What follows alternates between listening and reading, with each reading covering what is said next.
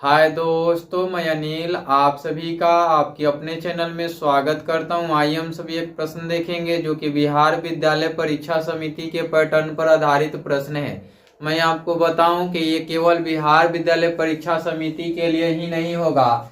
जितने भी हिंदी भाषी राज्य हैं जैसे मध्य प्रदेश, उत्तर प्रदेश, झारखंड, छत्तीसगढ़, उत्तराखंड, राजस्थान, इन सभी राज्यों के लिए ये प्रश्न काफी इम्पोर्टेंट है। इनके मैथ के पेपर में आते ही आते इस प्रकार के प्रश्न।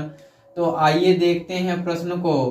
प्रश्न कहता है कि के किस मान के लिए बिंदुएं 1, 1, 3 के और -1, 4 संरेखी हैं, है ना। संरेखी का मीनिंग क्या होता है कि जब एक बिंदु A यहाँ हो और B यहाँ हो और C यहाँ हो तो ये संरेखी हो जाएंगे। A और B और C ये तीनों संरेखी होंगे।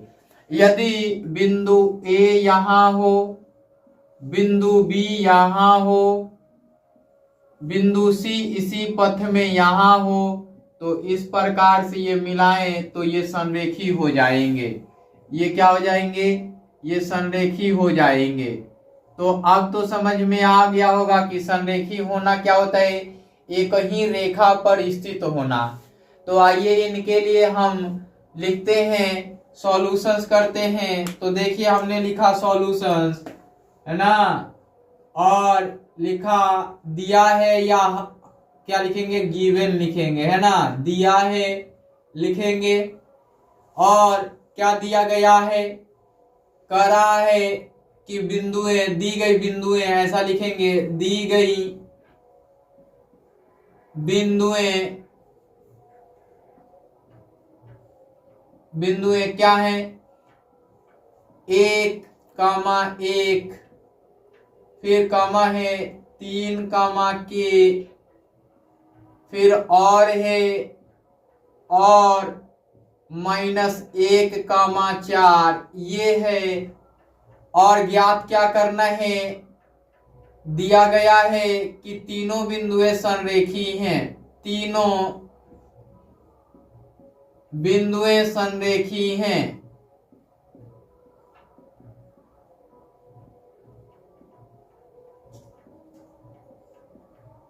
और क्या दिया गया है,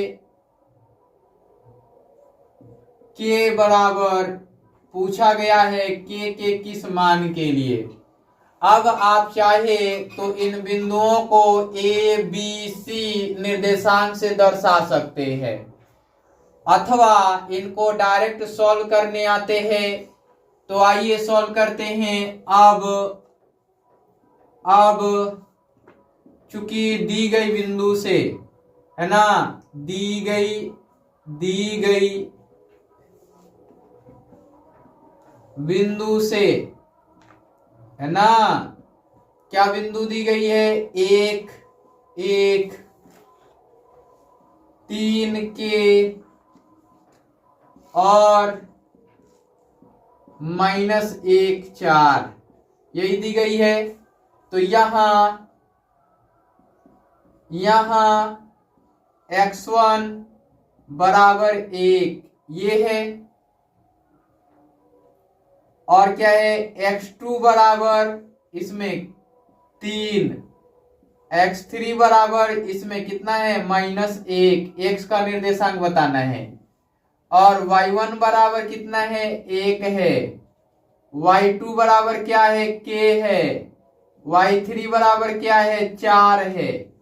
ये दिया गया है। अब आते हैं अब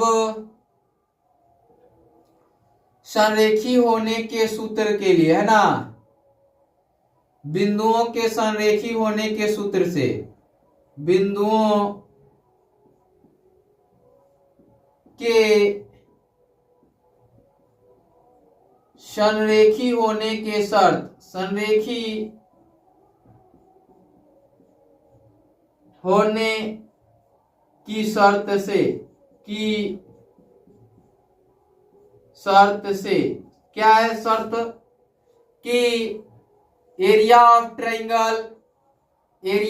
ट्राइंगल बराबर 0 होना चाहिए, यही इसकी शर्त होती है। तो नीचे लिखते हैं, चूंकि एरिया ऑफ ट्राइंगल क्या होता है, आप जानते हैं कि किसी भी ट्राइंगल का एरिया जब निर्देशांक दिया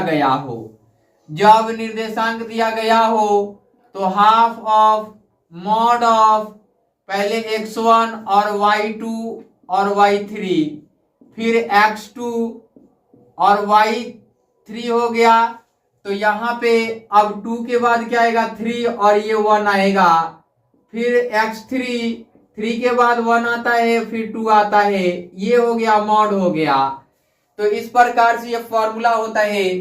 तो हमने लिखना है half of mod of x1 into y2 minus y3 plus x2 और y3 माइनस y1 और प्लस x3 इंटू y3 के बाद 1 और माइनस y2 और mod of is equal to 0। ये समूचा 0 बन जाएगा। अब आते हैं इधर की ओर लिखना है हमें, है ना, इधर की ओर लिखना है। तो आइए लिखते हैं। ये देखिए यहां पे हमने पुट करना है, या half of mod of x1 का मान कितना है, 1 है, और y कितना का 2 का मान क्या है, k है, तो k, और y3 का मान क्या है, 4 है, तो 4, ये लिख दिया हमने। फिर x2 का मान कितना है, 3 है, और 3 का मान कितना है y1 का, तो 4 है, और माइनस हुआ, और 1 का मान क्या है, 1 है, तो ये 1 हो गया। फिर x3 बराबर -1 है।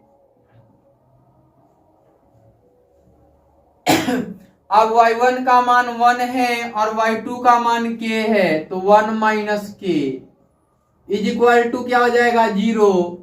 अब देखिए ये हाफ ऑफ ये हो जाएगा k माइनस का 4, और ये गुणा होगा, तो यहाँ पे 3 और ब्रैकेट में 3 लिखेंगे, क्योंकि घटाएंगे पहले ब्रैकेट का काम करेंगे। यहाँ पे ये गुणा होगा, तो ये हो जाएगा माइनस का 1 और प्लस का k, तो प्लस k माइनस का 1 ऐसा लिख देंगे, इज इक्वल टू 0 लिखेंगे। यहाँ देखिए पहले मॉड लिखना है, हाफ लिखना है, फिर ये k माइनस 4 और ये 9 हो जाएगा, तो k माइनस 4 प्लस 9 प्लस का k माइनस का 1 mod of is equal to 0। यहां देखिए हाफ ऑफ, ये देखिए माइनस का और ये भी माइनस का, तो पहले माइनस वाले को एक साथ करते हैं, फिर प्लस वाले को एक साथ करेंगे। तो यहाँ k और k 2k हो जाएगा, और यहाँ माइनस का 4 और माइनस का 1, तो -5 और प्लस 9 हो जाएगा, मॉड ऑफ हो जाएगा इज इक्वल टू 0 हो जाएगा।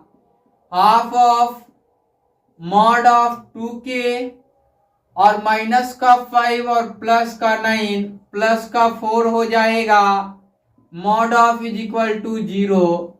अब देखिए कि ये इधर गुणा में है, इधर भाग में है, तो इधर जाएगा तो गुणा में होगा, तो या mod of 2k plus 4 is equal to 0 into 2 क्या मिलेगा, 0 मिलेगा। यहां से मॉड ऑफ हटाते हैं तो 2k प्लस 4 बचेगा, ये बच जाएगा 0। अब k को 4 को उधर ले चलते हैं, तो ये हो जाएगा 2k और माइनस का 4 हो जाएगा, तो ये मिला 2k। पूरा प्रोसेस के साथ बना रहा हूं मैं, और ये इधर गुणा में इधर जाएगा तो भाग में, तो 2 दूना के 4 कट जाएगा, इसलिए k बराबर क्या मिल जाएगा आपको, -2। यही इसका आंसर होगा। इस वीडियो में इतना ही, फिर मिलते हैं अगले वीडियो में। Bye bye, take care.